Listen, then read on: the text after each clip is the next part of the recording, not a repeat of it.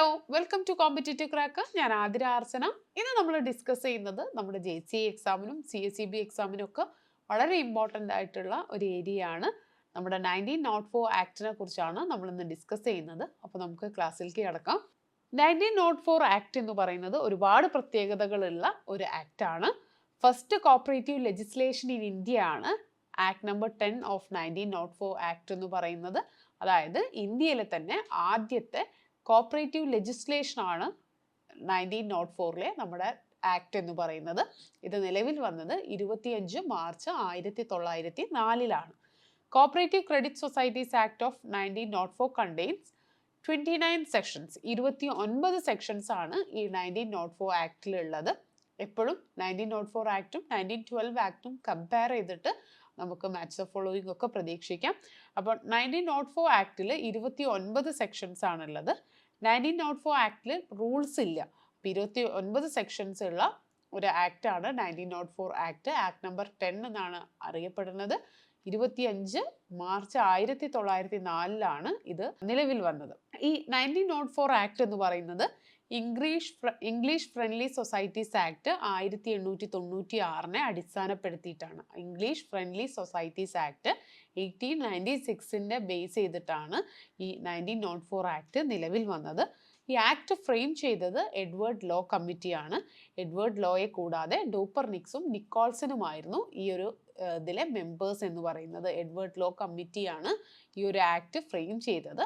Edward ലോയെ കൂടാതെ ഡൂപ്പർനിക്സും നിക്കോൾസനുമാണ് മറ്റു മെമ്പേഴ്സ് എന്ന് പറയുന്നത്. ഹെൻറി വോൾഫാണ് എഡ്വേർഡ് ലോ കമ്മിറ്റിക്ക് ആവശ്യമായിട്ടുള്ള അഡ്വൈസസ് പ്രൊവൈഡ് ചെയ്തത്. പിന്നെ ഈ 1904 ആക്ടുമായിട്ട് ബന്ധപ്പെട്ട് ആ ആക്ട് കമ്പൈൽ ചെയ്തത് ഡെവിസിൽ ലിബ്സൺ ആണ്. പിന്നെ 1904 ആക്ട് വരുന്നതിന് മുമ്പ് സൊസൈറ്റീസ് ഒക്കെ രജിസ്റ്റർ ചെയ്തിരുന്നത് കമ്പനീസ് ആക്ട് 1882 പ്രകാരമാണ്. Prior to 1904 act societies or association form were registered under Companies Act 1882. Companies Act 1882 പ്രകാരമാണ് 1904 ആക്ടിന് മുന്നേ ആക്ട് വന്നതിന് മുൻപുള്ള സ്ഥാപനങ്ങളൊക്കെ രജിസ്റ്റർ ചെയ്തത്. ഈ 1904 ആക്ടിനെ സംബന്ധിച്ചിടത്തോളം അതിൻ്റെ മെയിൻ എയിം എന്ന് പറയുന്നത് സെൽഫ് ഹെൽപ്പും ത്രിഫ്റ്റും ഒക്കെ സഹകരണ മേഖലയിൽ വളർത്തുക, അല്ലെങ്കിൽ ത്രിഫ്റ്റും സെൽഫ് ഹെൽപ്പും എൻകറേജ് ചെയ്യാന്നുള്ള ഉദ്ദേശത്തോടു കൂടിയിട്ടാണ് ഈ 1904 ആക്ട് implement ചെയ്തത്. As per 1904 Act, the organization and control of cooperative credit society in each province were put under the charge of registrar cooperative societies. അതായത് ഈ 1904 ആക്ട് പ്രകാരം കോപ്പറേറ്റീവ് സൊസൈറ്റീസ് ഓരോ പ്രൊവിൻസിൽ അല്ലെങ്കിൽ സ്റ്റേറ്റിലുള്ള കോപ്പറേറ്റീവ് സൊസൈറ്റീസ് എന്ന് പറയുന്നത് രജിസ്ട്രാറിന്റെ കീഴിലായിരുന്നു. രജിസ്ട്രാർക്കാണ് പൂർണ്ണമായിട്ടുള്ള അധികാരം ഉള്ളത്. As per 1904 act, persons living in same village or town or belonging to same class or caste might be registered as cooperative society for the encouragement of thrift and self-helping members. അതായത് ഈ 1904 act പ്രകാരം ഒരു വില്ലേജിലോ അല്ലെങ്കിൽ same ടൗണിലോ same ക്ലാസ്സിലോ same കാസ്റ്റിലോ പെട്ട 10 ആളുകൾ ചേർന്നിട്ട് ഒരു സൊസൈറ്റി രൂപീകരിക്കാം. ഇന്ന് നമ്മൾ KCS ആക്ട് പ്രകാരം 25 മെമ്പേഴ്സ്, വ്യത്യസ്ത ഫാമിലിയിൽപ്പെട്ട 25 മെമ്പേഴ്സ് മിനിമം വേണം. പക്ഷേ അന്ന് 10 മെമ്പേഴ്സ് മതിയായിരുന്നു. അവർ സെയിം വില്ലേജോ സെയിം കാസ്റ്റോ സെയിം ടൗണോ ഒക്കെ ആയാൽ മതി എന്നാണ് പറയുന്നത്. അപ്പോൾ ഇതാണ് 1904 ഇമ്പോർട്ടൻ്റ് ആയിട്ടുള്ള കാര്യങ്ങൾ. നമ്മൾ 1904 ഞാൻ നേരത്തെ പറഞ്ഞ പോലെ തന്നെ 1904 ആക്ട്, 1912 ആക്ട്, KCS ആക്ട് ഒക്കെ നമ്മൾ ഈ സഹകരണ മേഖലയിലെ പരീക്ഷകൾക്ക് തയ്യാറെടുക്കുമ്പോൾ നമ്മൾ ആദ്യം അറിഞ്ഞിരിക്കേണ്ട കാര്യങ്ങളാണ് ഈ ആക്ടുകൾ എന്ന് പറയുന്നത്. അപ്പോൾ നമ്മളുടെ കോപ്പറേറ്റീവ് ഇൻസ്പെക്ടർ എക്സാമിന് ഇനി വളരെ കുറച്ച് ദിവസങ്ങളേ ഉള്ളൂ.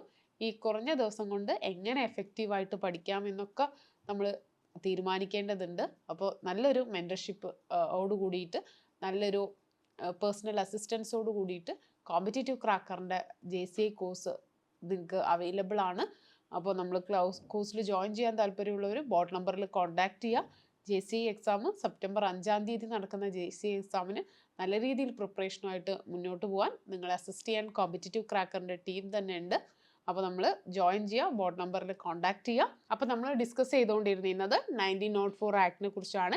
1904 ആക്ടിൽ സൊസൈറ്റീസിനെ ക്ലാസിഫൈ ചെയ്തത് റൂറൽ ആൻഡ് അർബൺ, ഇങ്ങനെ രണ്ട് ഏരിയ ഓഫ് ഓപ്പറേഷൻ്റെ ബേസിൽ റൂറൽ സൊസൈറ്റി എന്നും അർബൺ സൊസൈറ്റി എന്നുമാണ് 1904 ആക്ടിൽ സൊസൈറ്റീനെ ക്ലാസിഫൈ ചെയ്തിട്ടുള്ളത്. ഇതിൽ തന്നെ റൂറൽ സൊസൈറ്റിയിലെ മെമ്പേഴ്സിൻ്റെ ലയബിലിറ്റി എന്ന് പറയുന്നത് അൺലിമിറ്റഡ് ലയബിലിറ്റിയാണ്. റൂറൽ സൊസൈറ്റിയിലെ മെമ്പേഴ്സിൻ്റെ ലയബിലിറ്റി എന്ന് പറയുന്നത് അൺലിമിറ്റഡ് ലയബിലിറ്റിയാണ്. അർബൻ സൊസൈറ്റിയിലെ മെമ്പേഴ്സിൻ്റെ ലയബിലിറ്റി എന്ന് പറയുന്നത് സൊസൈറ്റിനെ സംബന്ധിച്ചിടത്തോളം ലിമിറ്റഡ് ലയബിലിറ്റി ഉണ്ട്, അൺലിമിറ്റഡ് ലയബിലിറ്റി ഉണ്ട്. അപ്പോൾ ലയബിലിറ്റി രണ്ട് തരമാണുള്ളത്. റൂറൽ പീപ്പിളിനെ സംബന്ധിച്ചിടത്തോളം ലയബിലിറ്റി അൺലിമിറ്റഡും അർബനെ സംബന്ധിച്ചിടത്തോളം ലിമിറ്റഡ് ലയബിലിറ്റി ഉണ്ട്, അൺലിമിറ്റഡ് ലയബിലിറ്റി ഉണ്ട്. പിന്നീട് as per 1904 act urban society should have 4/5 members non agriculturist. അതായത് അർബൻ സൊസൈറ്റി എന്ന് പറയണമെന്നുണ്ടെങ്കിൽ, സൊസൈറ്റീനെ അർബൻ സൊസൈറ്റി എന്ന് പറയണമെന്നുണ്ടെങ്കിൽ അതിൽ 4 വിഭാഗം ആളുകളും അല്ലെങ്കിൽ 80% ആളുകളും എന്താണ്, നോൺ അഗ്രികൾച്ചറിസ്റ്റ് ആവണം. നോൺ അഗ്രികൾച്ചറലിസ്റ്റ് 80% ഉള്ള സൊസൈറ്റിയാണ് അർബൻ സൊസൈറ്റി എന്ന് പറയുന്നത്. As per 1904 act A member cannot hold share more than 1000 റുപ്പീസിൽ കൂടുതൽ ഒരു മെമ്പർക്ക് ഷെയർ ഹോൾഡ് ചെയ്യാൻ പറ്റില്ല എന്നാണ് പറയുന്നത്. പിന്നെ 1904 ആക്ട് പ്രകാരം കേരളത്തിലുള്ള എല്ലാ സഹകരണ സംഘങ്ങളിലെയും ഓഡിറ്റ് രജിസ്ട്രാറാണ് ചെയ്യുന്നത്. ഫ്രീ ഓഫ് കോസ്റ്റിലാണ് രജിസ്ട്രാർ ഓഡിറ്റ് ചെയ്യുന്നത്. ഇതിൽ രജിസ്ട്രാർ വർഷത്തിലൊരിക്കൽ സൊസൈറ്റി സന്ദർശിച്ചാണ് ഓഡിറ്റ് ചെയ്യുന്നത്. രജിസ്ട്രാറുടെ പോസ്റ്റും കോപ്പറേറ്റീവ് ഡിപ്പാർട്ട്മെൻറ്റും നിലവിൽ വന്നത് ഈ 1904 ആക്ട് പ്രകാരമാണ്.